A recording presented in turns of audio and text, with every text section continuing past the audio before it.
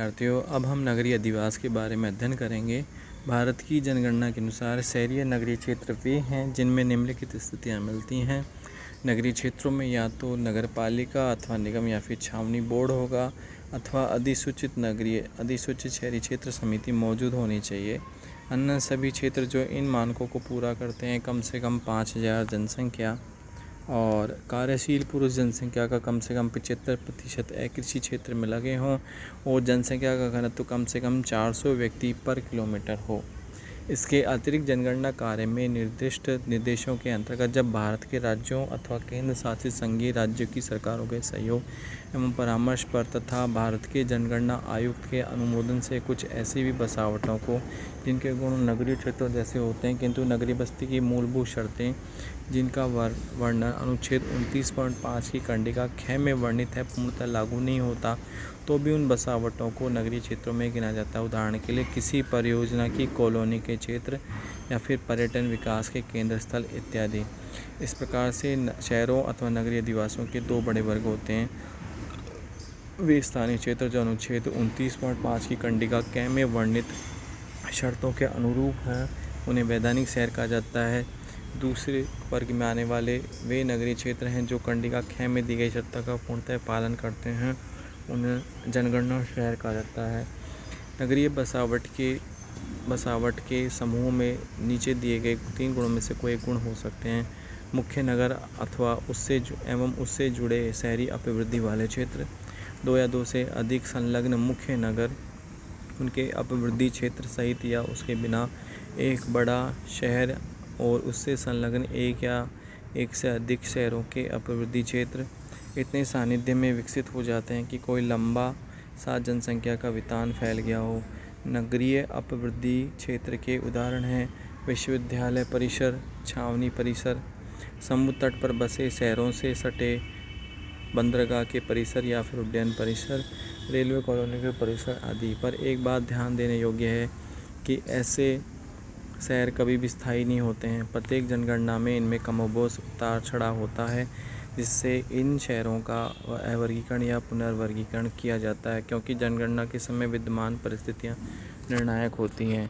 नगरीय अधिवासों के प्रकार। ग्रामीण अधिवासों के समान नगरीय अधिवासों को कई आधारों पर विभिन्न प्रकारों में वर्गीकृत किया जाता है। सबसे प्रचलित एवं सर्वसाधारण वर्गीकरण का आधार नगरीय अधिवासों के आकार तथा संपादित कार्य होते हैं।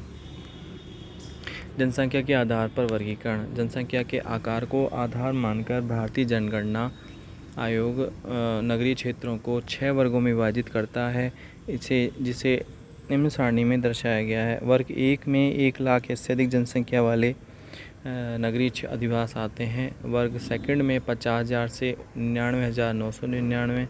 वर्ग 3 में 20,000 से लेकर 49,999। वर्ग 4 में 10,000 से 19,999। वर्ग 5 में 5,000 से 9,999 और वर्ग 6 में 5,000 से कम जनसंख्या वाले नगरीय अधिवास आते हैं। नगरीय अधिवासों का एक और वर्गीकरण है जो इस प्रकार है। नगर ऐसे स्थान जिनकी जनसंख्या 1 लाख से कम होती है। शहर ऐसे नगरीय स्थान जहाँ की जनसंख्या 1 से 10 लाख के बीच हो। महानगर बड़े नगर जहाँ की जनसंख्या 10 लाख से 50 लाख के बीच हो। तथा वृहद महानगर जहाँ की जनसंख्या 50 लाख से ऊपर हो। व्यवसाय मूलक वर्गीकरण। यह देश में शहरी स्थानों के वर्गीकरण का सबसे अधिक प्रचलित एवं सर्वमान्य तरीका है।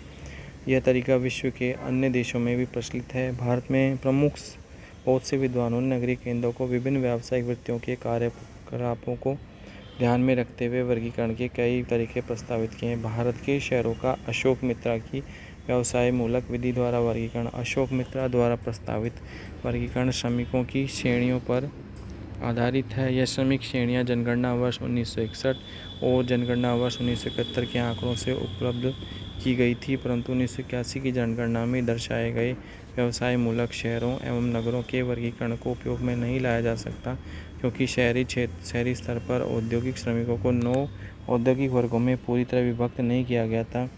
फिर भी 1991 में एक अभिनव प्रयास किया गया, जिसके अंतर्गत औद्योगिक श्रेणियों को 5 समूह में बांटते हुए भारत के सभी शहरों को उनकी व्यावसायिक कार्यशीलता के आधार पर 5 आर्थिक खंडों में बांट दिया गया। अंतिम वर्गीकरण इस प्रकार है। आर्थिक खंड और औद्योगिक श्रेणी। प्राथमिक क्रियाकलाप में कृषि कार्य, कृषि श्रमिक, पशुपालन, वानिकी, मछली पकड़ना, शिकार करना, बागवानी, उद्यानिकी एवं अन्य संबंधित क्रियाकलाप शामिल हैं और खनन एवं उत्खनन शामिल है। उद्योग धंधे, व्यवसाय में निर्माण, संसाधन तैयारी, सेवाएं, सुधार एवं मरम्मत सेवाएं, निर्माण कार्य में लगे मजदूर, व्यापार में व्यापार और वाणिज्य, यातायात में परिवहन, गोदाम में भंडारण, संग्रहण, भंडारण एवं संचार व्यवस्थाएं और सेवाओं में विविध सेवाएं शामिल हैं। 1991 जनगणना में अपनाई गई कार्य प्रणाली जिसके द्वारा शहरों को व्यवसाय मूलक आधार पर वर्गीकृत किया गया था वह इस प्रकार है। प्रत्येक शहरी बसावट के समूह के या शहर से सटे कस्बों की बसावटों में कुल प्रमुख कार्यशील व्यवसायों का प्रतिशत 5 आर्थिक खंडों में कितना कितना है यह गणना द्वारा तय कर लिया जाता है। व्यवसाय आधारित श्रेणी क्रम को प्रत्येक शहरी बसावट के समूह के लिए इस प्रकार से तय किया गया था। यदि किसी एक उद्योग खंड में कार्यरत व्यक्तियों की संख्या 40% है या इससे अधिक है तो ऐसे शहरी बसावट के समूह को उसी औद्योगिक खंड के एकल क्रियाशील श्रेणी में वर्गीकृत किया जाता है। यदि किसी एक औद्योगिक खंड में कार्यरत व्यक्तियों की संख्या 40% से कम है तो दो या अन्य इकाइयों में मौजूद संख्याओं को जोड़ दिया जाता है। यदि दोनों का योग 60% से अधिक है तो ऐसी शहरी बसावट के समूह को द्विक्रियाशील की श्रेणी में वर्गीकृत किया जाता है।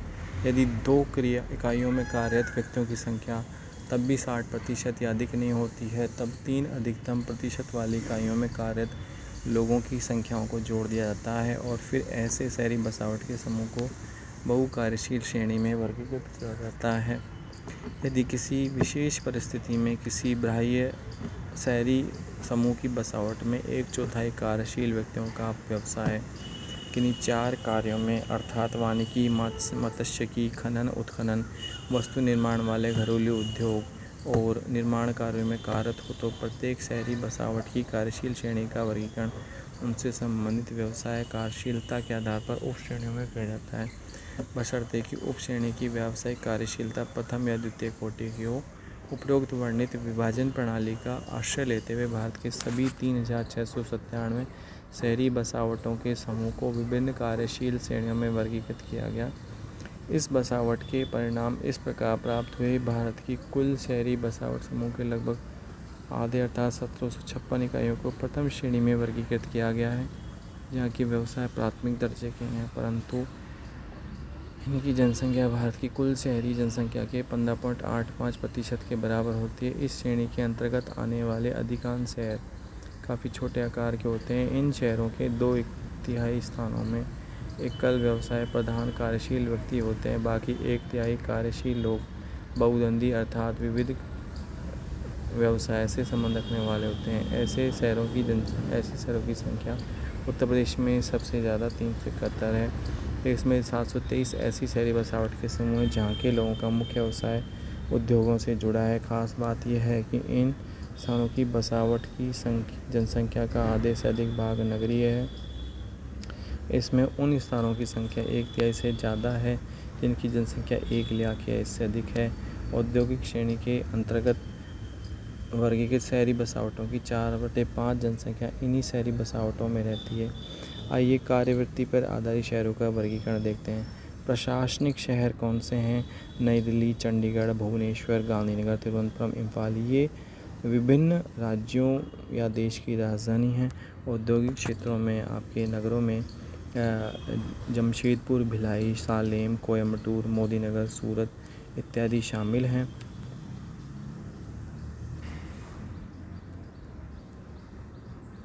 परिवहन नगरों में समुद्री तटों के बंदरगाह जैसे कांडला, कोचीन, विशाखापट्टनम इत्यादि। सड़क में रेल वालों को जंक्शन जैसे मुगलसराय, इटारसी, कटनी, खड़गपुर, आगरा इत्यादि। वाणिज्यिक नगरों में कोलकाता, मुंबई, सहारनपुर, इंदौर, चेन्नई आदि।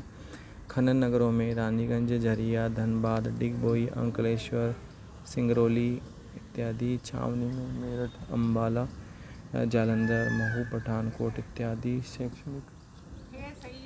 शैक्षणिक रुड़की, पिलानी, मणिपाल